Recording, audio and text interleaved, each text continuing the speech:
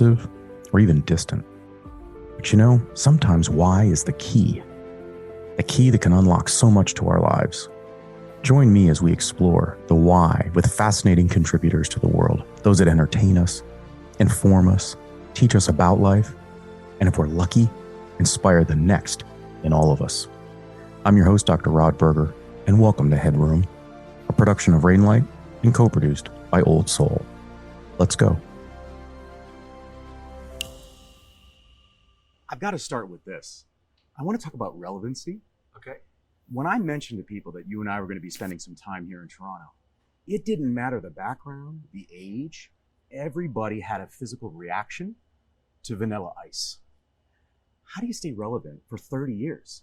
Don't think about staying relevant. Just have fun. You never work a day in your life, So I just grind and shine. That's the motto. If you don't grind, you don't shine. So I just try to get up every morning and have a purpose, a meaning, some drive, some ambition, and put my best foot forward. I believe we all wake up the same way. It's, we yawn, we stretch a little bit, we may get a cup of coffee, but it's what you do during the day that makes the difference. So have an agenda, a goal, and get out there and have a purpose and a meaning. And hopefully you got enough drive with some energy to make it all happen. If there's a Mount Rushmore of rap, are you on that? I don't know. I lost my ego a long time ago. That's a good question. It'd be fun to be on a mountain. Who knows? Hey, like I said, I live life day by day, man, and I enjoy every living moment. But you went through the hard times. I mean, you really plowed the field for others to come after you in ways that I don't know if it was because you were a white rapper. I mean, what does that even mean for you? Is that a badge of honor, or does that rub you the wrong way? It rubs me the wrong way 100%. It doesn't make any sense to me. There's no category for white rapper. Show me where the award. It doesn't exist, and it sounds racist, to be honest with you. So I've never liked it because it's not really a category, only in kind of narrow-minded people's head. I get it. I understand it. Yeah, the white rapper, because if you don't really know rap, he's the white one. It's easier to identify him.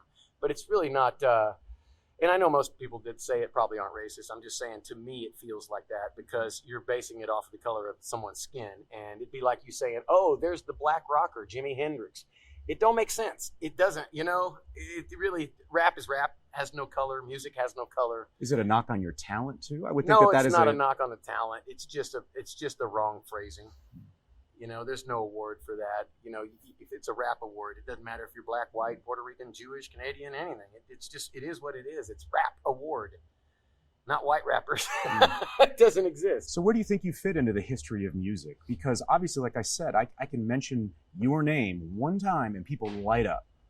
Well, listen, the honest truth about it is, and like I told you, I lost my ego a long time ago, but I know how to analyze things, and I know in my life what happened, and I can see it. What happened is that Ice Ice Baby became an anthem of the 90s. So that when I say the word anthem, it makes it bigger than every number one chart song that happened in the 90s. So it just identifies that whole blockbuster cassettes, even CDs and neon colors and Air Force One shoes, fanny packs. I mean, there's a whole list of things that we know that don't really exist anymore that were awesome and great. And they're coming back. The fanny pack is back. Well, you're bringing it back. I'm telling you, it was a better time. I feel sorry for these kids today when, we weren't stuck in our houses like these kids today playing Fortnite, dancing like this. We danced for real and we got out of the house. We invented block parties in the 90s, We had Beavis and Butthead. We didn't take things so serious. Everybody today seems like they're so infected by the computer that it's really kind of ruining the world, and it's already ruined pop culture. You can't really identify anybody what type of music they listen to by how they dress anymore. So fashion and pop culture have been erased. How do you dress like TikTok? You really don't. It doesn't have a fashion. So it's a different world today. And I just find it fun to just kind of ride the wave. Wherever it goes, that's where I'm going to be. But I'm going to be there smiling because I believe that smiles are contagious. And that's the way I kind of tackle every day in my life.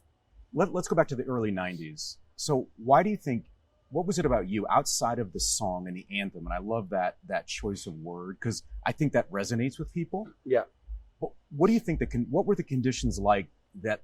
Because I think you got to have, not that it's luck, like, some might say Lady Luck gave you a kiss, right? And you just kind of took off. There's no luck. It's hard work. It's grind. Nobody does it for you. When the gate drops, the BS stops. And let me tell you something. If you don't grind, you don't shine. So My dad, stepdad, he told me when I raced motocross, I grew up racing dirt bikes, so I'm very competitive with everything I do. I do not want to lose, even if it's throwing a penny next to the wall. I want to be closer. So it's just a fun thing because I race motocross. And he told me one day I came in third place and he threw my helmet against the wall. He says, I'm never going to clean your bikes. I'm never going to tighten your chain or put your tires on again or even put the gas in there. You can do it all yourself. I said, why? He goes, because you came in third place. I go, what? I beat 40 other guys. I mean, there was 40 guys in the, and he goes, that's not good enough. I know you're better than those other 2 guys that beat you. So I go home that week and he tells me, first of all, I came in your room at 3 a.m. I know you're at your girlfriend's house the night before a race. And if you're really committed and you really are dedicated to this and you see all the hard work that I do and I put into this as well, because I know you're in your girlfriend's room and I came in there and he says, that's not commitment. He goes, let me tell you what commitment is. Somebody who's dedicated to this, somebody that sees all the effort that we're putting in, so you put the same. He goes, that's some half-ass results and half-ass input to even make this work. So I all week, I practiced all week. I called my girlfriend. I said, I cannot come over and I'm sorry. And I practiced to the point where I had blood coming out of calluses on my hands, just riding. I went out and smoked those guys that beat me the week before. So he was right. And he showed me how practice makes perfect, but commitment is the real key. If you don't commit to something and you only half-ass commit, you're going to get a half-ass result. HeadRoom is produced by Old Soul, a one-stop marketing agency that understands the power of brand and nuance. Reach out to my guy Matt at Old Soul and supercharge your brand and content strategy. That's Old Soul. Shoot Matt a note at aoldsoul.com. That's AOLDSOUL.com. And now, back to our guest. You talked last night when we spent some time, you talked about that initial 3 years that were just like a rocket ship. So with that kind of mentality that you're talking about, right? Throwing the helmet and saying, look, don't come in third. You gotta work hard. What was that like for you? Because you were performing in front of heads of state. I mean, you were everywhere. Yeah. And so what was it like as you crest, right? I mean, what did that do to you inside? Back in the day, I did Ice Ice Baby when I was 16. So for me, I never really thought about how far this would take me or what would happen. You really can't have a crystal ball and judge like, oh my God, I'm going to sell 400 million records. There's no way to predict that. In fact, Ice Ice Baby was the B-side of a record. I had to play that funky music on the A-side. So I don't know. And what was the B-side? The B-side, a radio DJ out of Georgia, Macon, Georgia, or somewhere like that, flipped it over and all of a sudden it took off like wildfire. And then what solidified me today, which is, it sounds hilarious, but there's a real truth to it, the Ninja Turtles. So the Ninja Turtles, we all grew up to it at our age, yes, and even our kids, and then in between. So everybody has a connection from here to Russia to China to anywhere in the world with the Ninja Turtles, because it impacted the whole world to a point where all the kids are growing up to the Ninja Turtles. They're still relevant today. It's a big thing, and they sell more merchandise than Spider-Man, Superman, and all the other superheroes combined. So the Ninja Turtles are here to stay. and I became embedded with that. So a lot of people that didn't pick up on Ice Ice Baby the first round, they got me through the movie Ninja Turtles, and they're like, oh, that guy sings Ice Ice Baby. That's the same guy. But it just kept me going for every generation. It keeps it young forever, and I'm very grateful for the Ninja Turtles. Let's talk about your relationship with Ice Ice Baby. So I would imagine, correct me if I'm wrong, that when you have a hit that is just astronomical, right, in impact, that there becomes a time where it's almost a double-edged sword. Like, you love it because it's bringing you all of these opportunities. Oh yeah. But then you can almost get pigeonholed in saying, look, that's all you're known for. So did you have a love-hate relationship over the last 30 years with that song? I don't care about being known for anything. I care about just basically people being entertained by what I do. I'm an entertainer, so I'm very blessed and honored that people appreciate what I do out here, as an entertainer. And I always say, never cater to a hater, just say later. Never cater to a hater, just say later. But the truth is that, there's so many people that really appreciate what you do, and you just cater to them, and you just go out and entertain. And that's my whole movement. I could never, like I said, predict Ice Ice Baby selling 400 million records and still selling to this day, and to a crowd that wasn't even born when it came out. Yeah. So it's a rare thing. A lot of acts that were on the charts with me back then did not cross that bridge into. There's a wall. Like, I have a 24-year-old daughter that thinks I'm cool because of the way I dressed back in the day, because the 90s are fashion-wise the coolest thing today. Yeah. You know, the Air Force One came out 30 years ago. That's from the 90s. The Air Jordans, they outsell LeBron shoes 1 billion to 1, and he hasn't played in 30-something years. So it's like, what is going on? It's the 90s. It's infectious. I saw that Louis Vuitton has a new fanny pack coming out. It's ridiculously infectious because pop culture's dead, computers and everything see how colorful the 90s and the 80s were and how great it was, and they want to relive it. So the kids today are taking that and kind of morphing it into what they're doing now. So you're primed really for almost another chapter based on what you're talking about, it sounds like. So would you say that you mentioned that you're an entertainer, and I was thinking to myself and just doing background, I thought, I wonder if you think of yourself as an artist, an entertainer? I'm an artist, without a doubt. An entrepreneur? All of it. 100% entrepreneur too. You can be a few things in life. You just got to find some passions out there. I never predicted it, but in the real estate, I've done very well.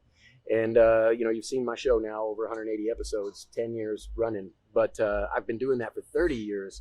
So it's not new to me, and I got a degree in design 18 years ago, so I know what I'm doing. I have a GC license, so I'm a working guy. You know, my mom always told me, as long as you got these hands, you can get out and work and make things happen. Use them and get out the door early. Let's talk about the next generation of artists that's out there, right? They have TikTok, they have Instagram, they can brand themselves in 24 hours. Yeah. If Vanilla Ice is giving them advice, one, what would that be, given what you've experienced? But two, if it's Robert Matthew Van Winkle, dad, husband, entrepreneur, giving advice, where are the differences? Oh, well, I tell my daughters that everything I do as far as what you see in public is artificial. You do? Yeah, it's all artificial. Entertainment's artificial. It's just for your entertainment. You know what I'm saying by artificial? It's just not a real life. This isn't like, people don't see you that way with the paparazzis and the red carpets and the rock star. They see you in a way that's larger than life. And then there's dad, you know, with the kids, and you're just at home, popcorn in your underwear, bag of chips, watching a movie.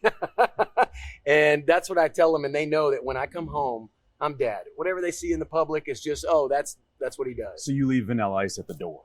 Well, it's all the same person. So I might start dancing in the middle of the popcorn and with TV. So yeah, we're all the same people, but we enjoy the whole thing. But yes, I wear many different hats. And so what advice then would you give the young, sort of the up and coming? I tell the young generation to, basically to enjoy the ride. Don't take everything so serious, because they're so influenced by something that somebody put on the internet or something that might not be so true. In other words, don't take everything in life too serious. Enjoy the ride. You're here for a short time. Make it a good time. But the truth is, just believe that smiles are contagious, because, you can dance your way through life all the way to the end.